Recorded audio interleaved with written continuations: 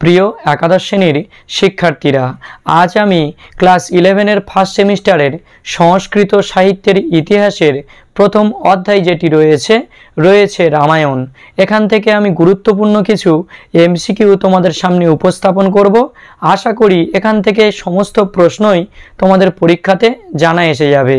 তো এমসিকিউ উপস্থাপন করার পূর্বে রামায়ণ সম্পর্কে আমাদের প্রাথমিক ধারণা অর্জন করা উচিত। আমরা জানি আদিকবি বাল্মীকি রচিত রামায়ণ, আর রামায়ণের রয়েছে 7টি কাণ্ড। রয়েছে বালকাণ্ড, অযোধ্যাকাণ্ড, অরণ্যকাণ্ড, কিষ্কিন্ধাকাণ্ড, লঙ্কা বা যুদ্ধকাণ্ড, আর রয়েছে সুন্দরকাণ্ড, আর রয়েছে উত্তরকাণ্ড। অর্থাৎ এই লাইনটুকু আমরা যদি মনে রাখতে চাই, শুধু এই কথাটুকুই বললে হয়, বালকটি অযোধ্যার অরণ্যে কি সুন্দর লঙ্কা উত্তোলন করছে। তো বন্ধুরা, এবারে আমরা রামায়ণের বিষয়বস্তুটুকু জেনে নেব, অর্থাৎ কোন কাণ্ডে কি কি আলোচিত হয়েছে। এইটুকুই জানলে কিন্তু তোমাদের রামায়ণ থেকে অনেক প্রশ্ন কমন এসে যাবে। তো একটু দেখে নাও। প্রথমেই রয়েছে আদিকাণ্ড বা বালকাণ্ড। এখানে বর্ণনা করা হচ্ছে ভগবান রামচন্দ্রের জন্ম থেকে শুরু করে হরধনুভঙ্গ এবং সীতামাতার সঙ্গে বিবাহের মধ্যে দিয়ে কাণ্ডটির সমাপ্ত ঘটেছে। দ্বিতীয় কাণ্ড অযোধ্যাকাণ্ড। এখানে রয়েছে মন্থরার ষড়যন্ত্রে সীতামাতা এবং লক্ষ্মণ সহ রামচন্দ্রের বনবাস থেকে শুরু করে ভরতের রাজ্যাভিষেক। তারপরে রয়েছে অরণ্যকাণ্ড।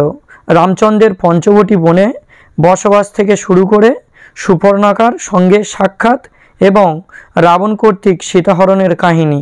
চতুর্থ কাণ্ড কিষ্কিন্ধাকাণ্ড। এখানে রয়েছে রামচন্দ্রের ঋষ্যমুক্ত পর্বতে পৌঁছানোর ঘটনা থেকে শুরু করে সুগ্রীবের আদেশে হনুমান কর্তৃক সীতা অনুসন্ধান।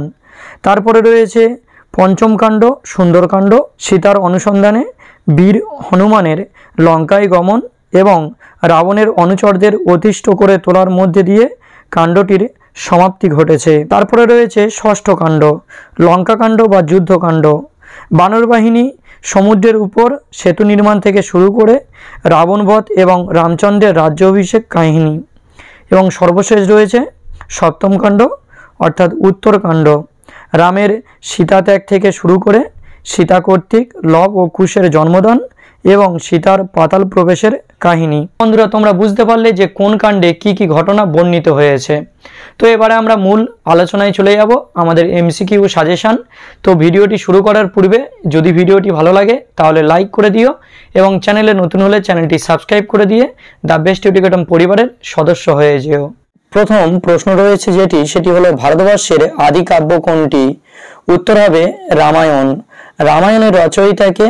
উত্তর হবে আদিকবি মহর্ষি বাল্মীকি। বাল্মীকির মুখনিসৃত প্রথম শ্লোকটি লেখো। উত্তর হবে মা নিষাদ প্রতিষ্ঠায়ং তম গমঃ শাশ্বতিহ সমাহ। রামায়ণের শ্লোক সংখ্যা কত? উত্তর হবে 24,000। রামায়ণের কয়টি কাণ্ড ও কি কি? উত্তর হবে 7টি, যথা বালকাণ্ড বা আদিকাণ্ড, অযোধ্যাকাণ্ড, অরণ্যকাণ্ড, কিষ্কিন্ধাকাণ্ড, সুন্দরকাণ্ড, লঙ্কা বা যুদ্ধকাণ্ড, আর রয়েছে উত্তরকাণ্ড।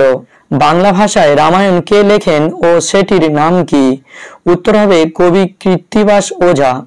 সেই রামায়ণটির নাম হলো শ্রীরাম পাঁচালী। নেপালি ভাষায় রামায়ণ কে লেখেন ও তার নাম কি? উত্তর হবে ভানু ভক্ত। সেই রামায়ণটির নাম নেপালি রামায়ণ। তামিল ভাষায় রচিত রামায়ণের নাম কি?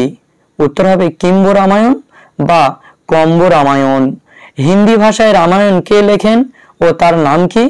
উত্তর হবে তুলসী দাস এবং তার নাম রামচরিত মানস। কন্নড় ভাষায় রচিত রামায়ণটির নাম লেখো। উত্তর হবে তোরবেও রামায়ণ। বর্ণ কয়টি ও কি কি?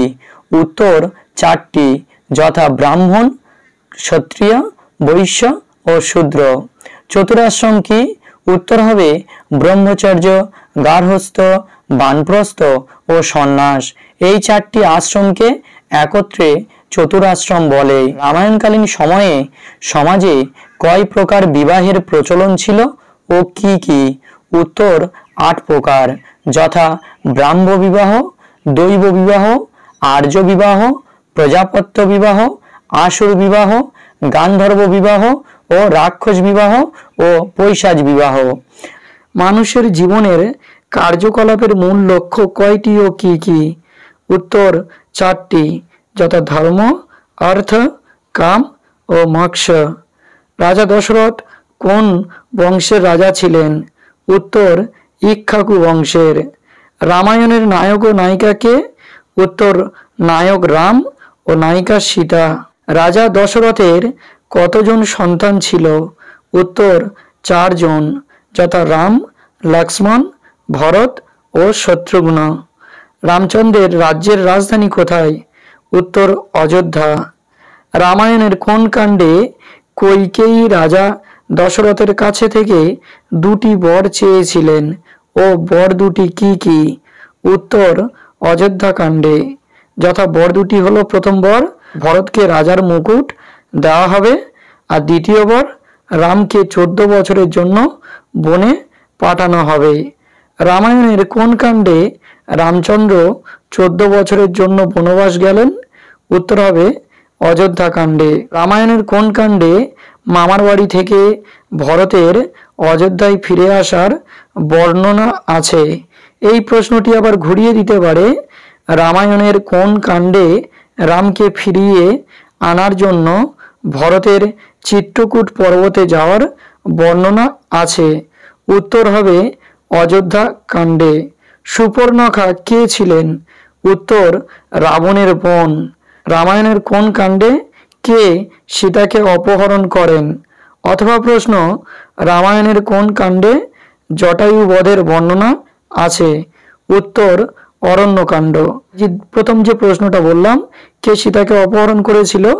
লঙ্কার রাজা রাবণ। রামায়ণের কোন কাণ্ডে মনোরম বর্ষার বর্ণনা পাওয়া যায়? উত্তর কিষ্কিন্ধা কাণ্ডে। রামায়ণের কোন কাণ্ডে হনুমান সীতাকে খুঁজে পান? অথবা প্রশ্ন, রামায়ণের কোন কাণ্ডে হনুমান লঙ্কায় সীতার দর্শন পেয়েছিলেন? অথবা প্রশ্ন, রামায়ণের কোন কাণ্ডে হনুমানের দ্বারা সীতাকে রামের আংটি প্রদর্শনের বর্ণনা আছে? উত্তর সুন্দরকাণ্ড। রামায়ণের কোন কাণ্ডে হরধনু ভঙ্গের ঘটনা আছে? উত্তর বালকাণ্ড বা আদিকাণ্ড। রামায়ণের কোন কাণ্ডে বালিবধের বর্ণনা আছে? উত্তর কিষ্কিন্ধা কাণ্ডে। রামায়ণের কোন কাণ্ডে সীতার অগ্নি পরীক্ষার বর্ণনা আছে? উত্তর লঙ্কা বা যুদ্ধকাণ্ডে। রামায়ণের কোন কাণ্ডে বিরাট রাক্ষসের বধ হয়েছিল? উত্তর অরণ্যকাণ্ডে। রামায়ণ কাহিনী অবলম্বনে লেখা নাটকের নাম লেখো। উত্তর, এখানে একটু মনে রাখবে, ভাস 2টো নাটক লিখেছিল রামায়ণ কাহিনী অবলম্বনে, একটি প্রতিমা ও একটি অভিষেক। আর ভবভূতি লিখেছিল উত্তর রামচরিত।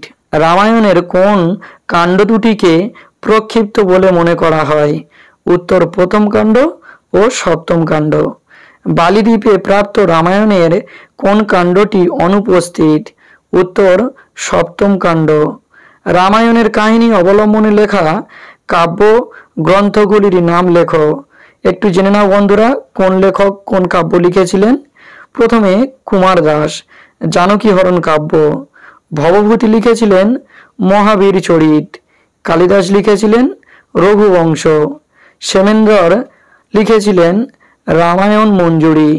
ভট্টি লিখেছিলেন রাবণবধ ও প্রবর সেন লিখেছিলেন সেতুবন্ধ। তবে বন্ধুরা একটু মনে রাখবে, এই যে প্রবর সেনের সেতুবন্ধ কাব্যগ্রন্থটি প্রাকৃত ভাষায় রচিত।